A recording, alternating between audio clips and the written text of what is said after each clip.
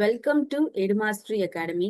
இந்த வீடியோல TN TET paper 1 and paper 2க்கான இங்கிலீஷ் சிலபஸை டிஸ்கஸ் பண்ண போறோம்.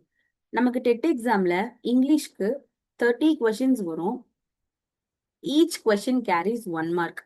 பேப்பர் 1க்கு 30 கொஸ்டின்ஸ், பேப்பர் 2க்கு 30 கொஸ்டின்ஸ். அப்ப நீங்க 30 மார்க்ஸ்க்கு இங்கிலீஷ் கொஸ்டின்ஸ் அட்டன் பண்ண போறீங்க.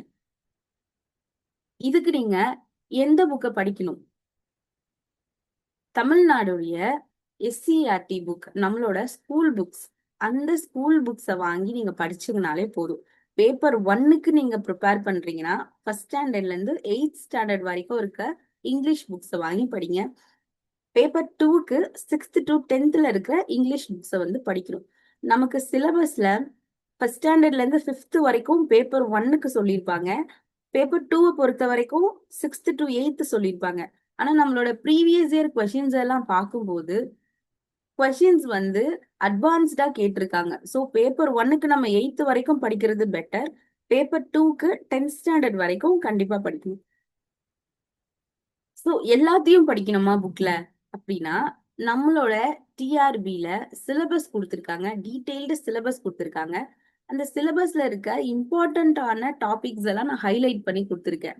இங்க பாருங்க, verb tenses நமக்கு டென்சஸ்ன்னு கொடுத்துருக்காங்க. அப்போ நம்ம 6th to 10th வரைக்கும் இருக்கிற இங்கிலீஷ் புக்ல டென்சஸ்ன்ற டாபிக்ல என்ன எக்ஸாம்பிள்ஸ் எல்லாம் கொடுத்துருக்காங்க அது எல்லாத்தையும் பார்க்கணும். டெஃபினிஷன்ஸ் பார்க்கணும்.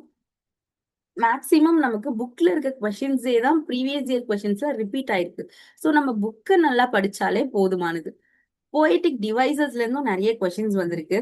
ஒரு போயம் லைன்ஸை கொடுத்துட்டு இதுல இருக்கிற ஃபிகர் ஆஃப் ஸ்பீச் சொல்லுங்க, ரைமிங் ஸ்கீம் சொல்லுங்க, ரைமிங் வேர்ட்ஸ் என்னன்னு கண்டுபிடிங்க. இந்த மாதிரியான கொஸ்டின்ஸ் நிறைய வந்திருக்கு.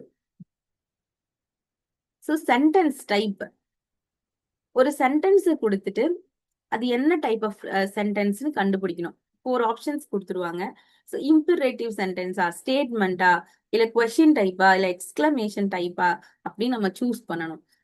அடுத்து பாருங்க, நமக்கு டென்சஸ்ல இருந்து ரிப்பீட் ஆயிட்டே இருக்கு. present and past tense and model verbs, articles a and the or no article இது சூஸ் பண்ற மாதிரி இருக்கும். டிட்டர்மினர்ஸ்ல இருந்து கொஸ்டின்ஸ் வரும். இன்டென்சிஃபையர் and degrees of comparison, adverb, prepositional phrases, நமக்கு idioms and phrasesல இருந்து கூட நிறைய கொஸ்டின்ஸ் இதுக்கு முன்னாடி கேட்டிருக்காங்க. நமக்கு புக்ல இருக்கிற எக்ஸாம்பிள்ஸ பாத்தீங்கன்னாலும் அதுல இருக்க எக்ஸசைசஸ் நீங்க பாத்தீங்கன்னாலே நமக்கு அதிகமா போதும். Prefix and suffix, idioms, figure of speech, figure of speechல இருந்து 2 or 3 கொஸ்டின்ஸ் நம்ம கண்டிப்பா எதிர்பார்க்கலாம்.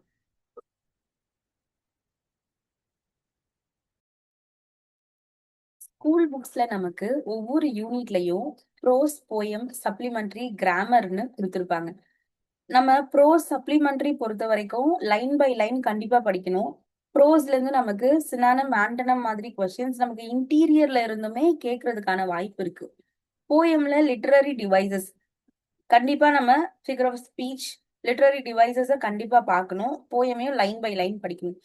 சப்ளிமெண்டரின்னு வரும்போது நம்ம ஸ்டோரிஸ் கொடுத்துருப்பாங்க. அந்த ஸ்டோரிஸ்ல ஒரு கேரக்டர், அந்த கேரக்டர் என்ன, அவர் டைலாக் கொடுத்துட்டு இந்த கேரக்டர் கண்டுபிடிங்க, இந்த டைலாக் சொன்னது யாரு, அந்த மாதிரியான கொஸ்டின்ஸ் நீங்க சப்ளிமெண்டரியில இருந்து எதிர்பார்க்கலாம். ஒரு யூனிட் பின்னாடியுமே கிராமர் இருக்கும்.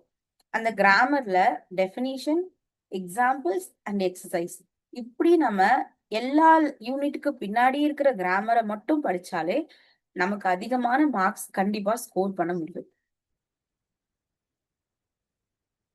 நம்ம சிலபஸ்ல இருந்து இம்பார்ட்டன்டான டாபிக்ஸ் எடுத்து நான் லிஸ்ட் அவுட் பண்ணி காட்டியிருக்கேன். Synonym, antonym, idiom, phrases, homophones, homonyms and prefix, suffix, compound words, word formation, derivatives, phrasal verbs, collocation, confusing words, foreign words, abbreviation, கண்டிப்பா abbreviationsல இருந்து ஒரு கொஸ்டின் கண்டிப்பா வந்துரும்.